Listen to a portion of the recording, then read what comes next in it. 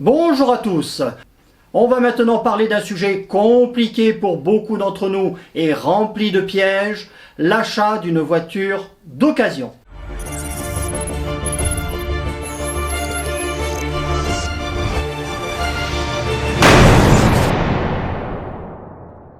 Oh Max, ça fait 50 fois que je te demande de me rajeunir les compteurs de ce lot de voitures. Tu me les mets entre 20 et 30 000, hein. Et puis la 406 là, qui traîne là depuis des mois. Écoute petit, il faut qu'elle parte aujourd'hui. Tu lui mets un coup de boost, tu vois, qu'elle tienne le temps de laisser, plus 50 km, comme ça le client il est content, et puis ça fera l'affaire. Oh, et bonjour ma petite dame, c'est pour acheter une voiture. Et bienvenue au garage Confiance. Je suis monsieur Arnakopoulos, je vais m'occuper de vous. Allez, entre dans le bureau, ma petite. Allez, viens. Oh, Max, tu dis qu'on me dérange pas, hein? Vous amenez votre voiture chez le garagiste pour une reprise, et à peine le capot a-t-il été soulevé que le mécano s'esclaffe. Oh là là, il y a du boulot là. Et le travail de sape pour vous reprendre la voiture au prix le plus bas possible a commencé. Ça encore, c'est pas trop grave, car vous pouvez les recadrer ou envoyer balader. Le vrai problème, c'est l'achat d'une voiture d'occasion. Vous n'y connaissez pas grand-chose en mécanique ou souhaitez dégrossir le terrain à distance avant de vous déplacer pour un achat, cette vidéo est faite pour vous.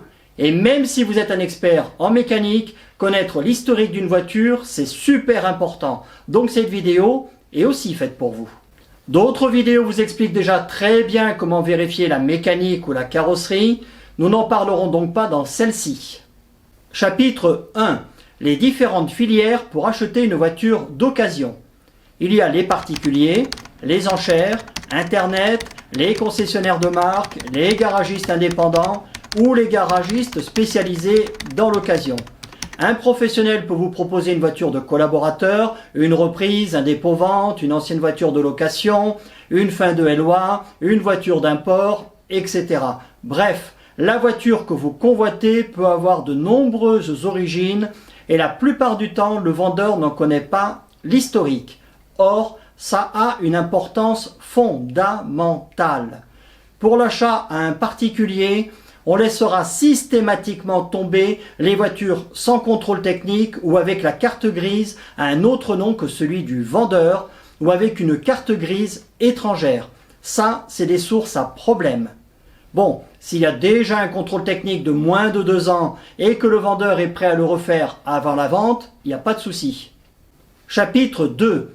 Avant de soulever le capot et parfois même de voir la voiture en vrai, que peut-on vérifier et comment? La première chose à demander, c'est le carnet et les factures d'entretien. Ça vous donnera également une idée sur la cohérence du kilométrage affiché. Secondo, il faut savoir que certaines marques ont un serveur central sur lequel sont archivées toutes les factures d'entretien de toutes les concessions. Donc en allant avec le numéro de série ou d'immatriculation chez un concessionnaire ou en lui téléphonant, il peut accepter de vous décrire l'historique de l'entretien de la voiture. Si ce n'est pas centralisé, le concessionnaire qui l'a entretenu pourra vous rendre ce service. Idem pour les garages indépendants qui parfois connaissent bien la voiture et le propriétaire et pourront donc vous donner plus de détails. Chapitre 3. Que peut-on obtenir en ligne? Je vous mets tous les liens dans le descriptif. Gratuit et très efficace, mais peu connu et qui existe depuis janvier 2019, Histovec, le site gouvernemental. Comment ça marche? Le vendeur active la fiche de sa voiture et donne le nom des personnes auxquelles il y autorise l'accès. Vous pourrez ainsi savoir où et quand elle a été vendue neuve, combien de propriétaires elle a eu, si elle a déjà été accidentée et dans quelle mesure, si elle est gagée, etc. Et depuis janvier 2021, vous avez même l'historique de tous les contrôles techniques avec le kilométrage auquel ils ont été réalisés. Ça facilite le repérage des compteurs trafiqués. Voici une courbe cohérente et une seconde sur laquelle, entre deux contrôles techniques, la voiture est passée miraculeusement de 300 000 à 100 000 km. Histovec, indispensable à connaître et consulter. En moins complet, mais toujours gratuit, vous avez Odopass et il existe une dizaine de sites payants, tant pour les voitures françaises qu'étrangères, qui pour certains sont plus complets qu'Histovec. Tous les liens sont dans le descriptif. Chapitre 3. L'expertise, qui peut s'avérer utile lorsque le véhicule a passé les tests précédents. Pour 50 à 200 euros, voire même parfois gratuitement, vous pouvez demander à votre garagiste de faire une investigation plus ou moins poussée de la voiture et en fonction de l'état et du kilométrage, lui demander ce qu'il y aura à faire dessus dans un futur plus ou moins proche et ce que ça coûtera.